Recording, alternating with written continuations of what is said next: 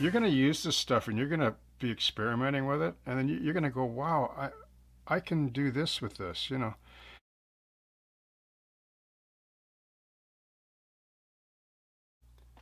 Okay, I don't think I showed how I applied this. It's pretty basic, really, but the fiber paste I talked about earlier, that every modeler should have a tub of this in their kit. Fiber paste, opaque medium that dries to fibrous texture. You can, it's all water based. It's the best quality in the world, basically. This golden product for acrylics, for art medium, you know, which is, you know, really, it's the best there is. I don't know what else to say, really. Anyway, so I just took some here with a little bit of water in a tray here, because you can kind of play around with this. It has a working time of about half an hour. Like, it depends on the temperature. But man, can you ever do cool stuff with this? So I'm just going to apply this on into this concrete block here. It's already been based out with essential gesso. Now you can use cheap white acrylic paint or whatever paint you want to base this out with if you want. I just like to use the paints that I use, like, because they're top of the line. Like, look, I'll put cheap paint as a base out, like acrylic, craft paint, or even latex for a big scenery, you know, base or something. But I'm not putting cheap paint on my models. Like, there's no way. So, you know, call it what you want, but you know. Anyway, you can see what you can do here. Like, this is, like, you can see that, right? Like, I'm just playing around here. This is with the fiber paste now. And you can change up this texture. Like, you learn to play around with it, you know, like wet your brush a bit, you know, just try different. If you add a tiny bit of water to this, it softens it even more. But you can see the nice texture that's creating, right? I can probably work these over a little bit too. Like, this is where the real fun is, like when you sit back under nice lighting and basically you know, have a little fun. You know, maybe a little some little, you know, fish or salmon or perch live underneath here, you know. They want to come down under here. Anyway, I just love this texture paste. It's like I was mentioning before, you can use it for trees too. If you want to do a featured tree and build up the trunk texture, oh boy. Yeah, it's really nice stuff. Yeah, you just stab it on. You can leave it for a while, right? It doesn't set up too fast. But you'll find that as it starts to set, you can change the texture up as it's drying too. And depending on the brush, like if the brush is, you know, dry or wet. I'm liking that though. And I'll touch those edges up with a little board sand later, but you know, because concrete, you know, anyway, like these slabs, I saw them up close. They're, you know, they're fairly smooth. But you know, water, weather, there's some salt water that comes up the Fraser there. See, and then you just drag it across like that. See that? Wow, that looks great.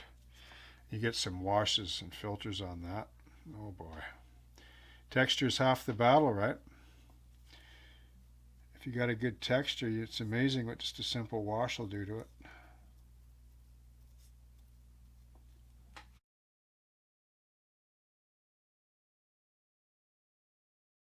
Okay, so I'll get in a little bit closer here because this really explains how to do it.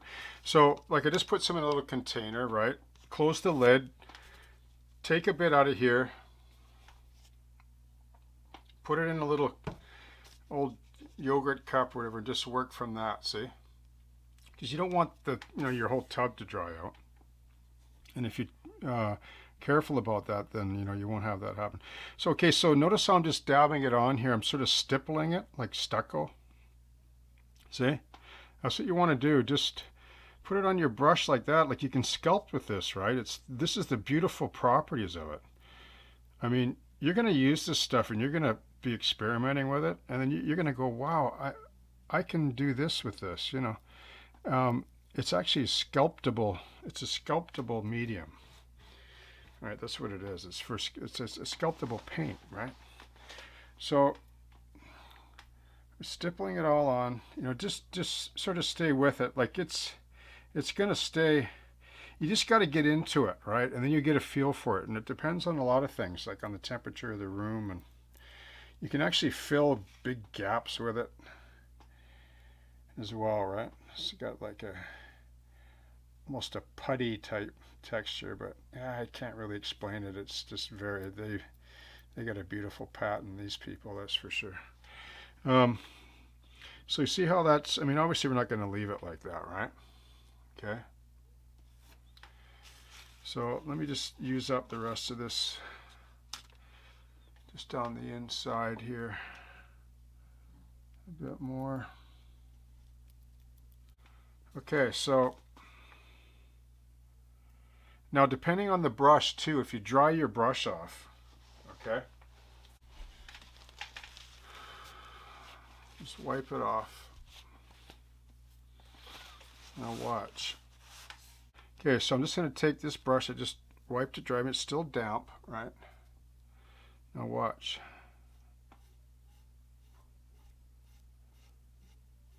Just take a straight stroke down, like that.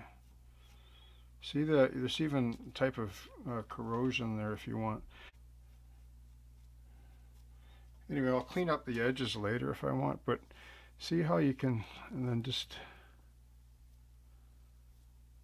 pull it, see?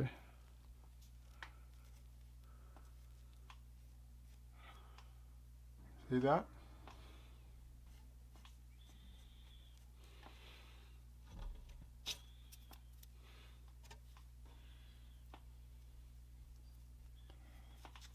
Yeah, really nice medium, this golden fiber paste. Just love it. I go through quite a bit of it. Like I say, when I did my feature trees,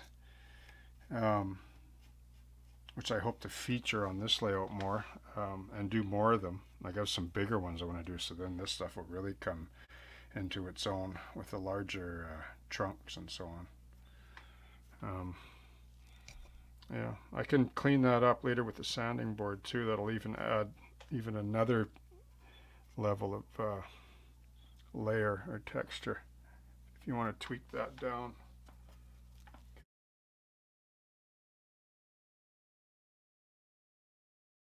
Okay, so this is the final base coat for the texturing of the concrete by using this fiber paste here by Golden, right? Remember how I showed you how I stippled it on and then I waited a bit, just played around and then just stroked it back and forth with a brush. And then I let it dry one day, and then the next day I stroked it down with this board sander. All of it, just quickly, right? Fairly easy, you know, on all sides. And then I cleaned up these bevels here. And then where the wood exposed again, because I don't want these corners to be all lumpy and round. I want them to be squared off like that, like the bevel, the sharp corner.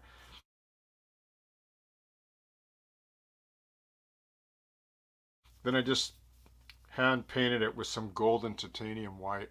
And the reason why I use this here is because it's got a super high opaqueness to it. This is probably the best paint in the world in terms of acrylic paint for how thin it is. Like it's for airbrushes, paint pens, you name it. And it's beautiful application with just a regular brush, which not, like there aren't many paints around that can claim to cover all that, like shoot straight out of an airbrush, cover beautifully, and then also use just a traditional brush and it covers in one stroke.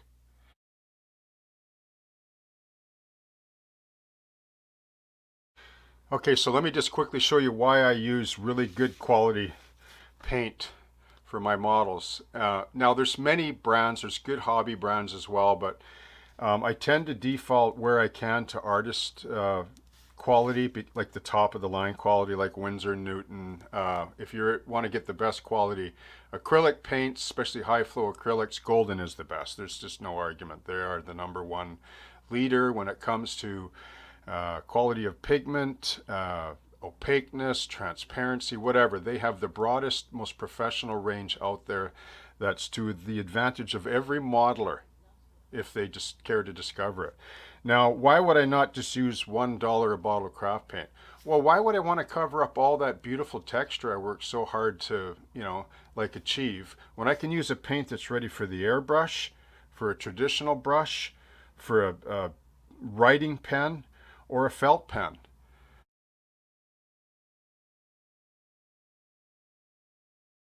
Like this paint has such high flow, right? Qualities. It's just incredible. Here, like, let me just give you a quick example. Watch when I pour it onto this transparent.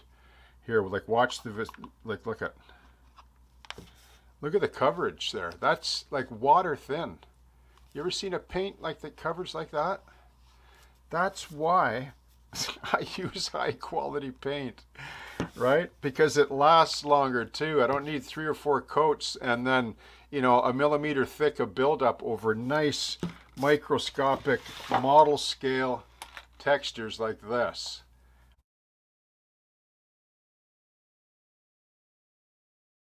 So I just brush painted it out, and it's so thin it settles out. You don't have to really worry about runs. That's why I like really high quality paint. Like, I know there's a place for craft paint, like I get that, right? A lot of people do great work with craft paint, and I understand that. But there is a reason for this kind of paint, right? Like, when you've been in this game long enough, like, you'll know. Like, people wonder how you get certain looks and everything. Well, it has a lot to do with paint. It's not just skill. Paint quality matters. So anyway, you can see these look almost plastic, like as white as the plastic, right? That's the name of the game. I want this whole bridge to be completely white, like a white canvas, and then I want to go at it. I want to settle in with my airbrush and just really go to town on it with all my Tamiya paint, mostly, and oils. So right here too is going to be white because it'll be plastic. Steel girder plates will go in here, and then there'll be a facade tie and facade underneath and on the front here like this. That's coming up next. So just want to cover this whole build, so at the request of many of the subscribers, okay?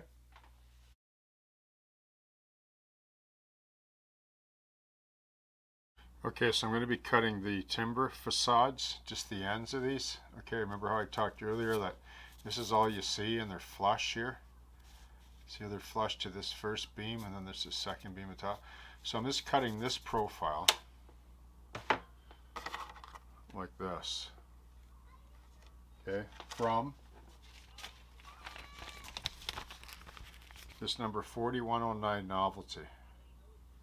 Okay, and it's just a siding strip, but it has a sort of a bevel on one side, so it's wider. Like, it has a wider gap here, so that when I put a shadow relief or a pin wash, it'll pick that out really good, see, and simulate the edge of the ties.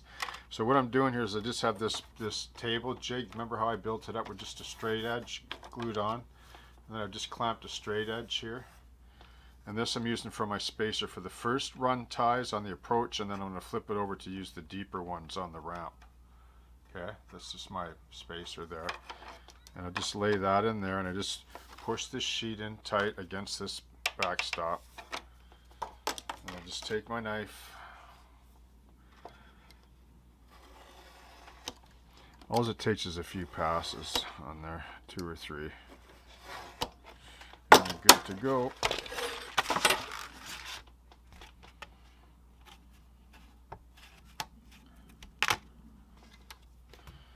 Okay. There's all my tie facades, or timbers, whatever you want to call them, for the side that get mounted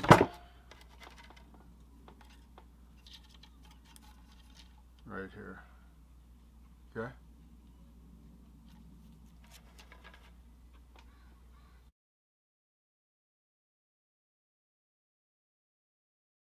Okay, and what I did was I cut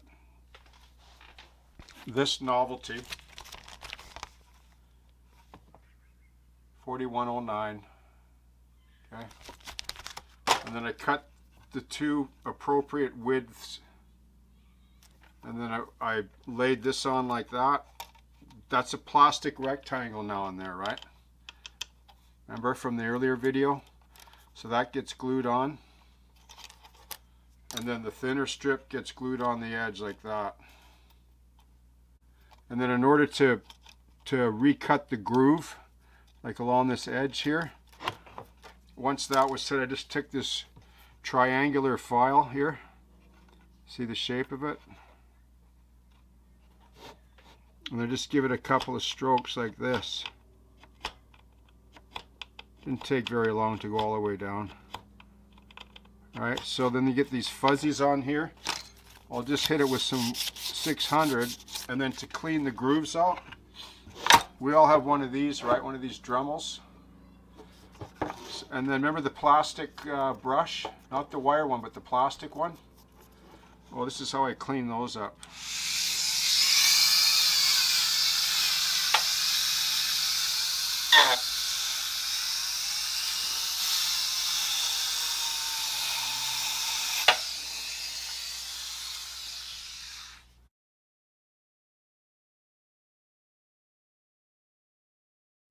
Okay, so let's just close out with this profile right here. So here's the photo. Okay, so you can see this concrete center block here. Is this one right here. And then see the profile here, the ties, this packer beam here, and then this top beam where the I-beam railings and rail mounts to. But you can see the profile here that I'm done now. There's the ties, which will be picked out with a dark wash and dry brush, so they have this kind of look to them. And then this will be a lighter color and then a darker color here.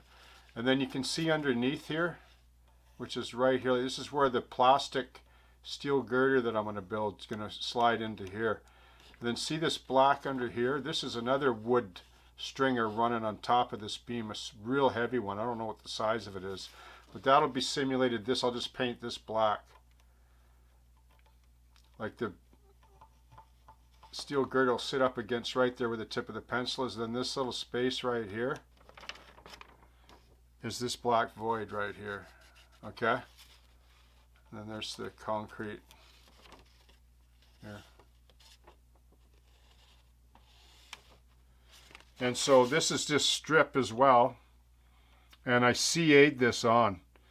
I epoxied the solid square, I believe, and then I used the solvent to, this is a right angle. Right, this one's just a right angle. Just goes up the front and then on the top, so it's a facade as well. And then to get this grain distress, I just take a razor saw like this. Everybody has one of these, right? And then what I do is I just drag it across like this.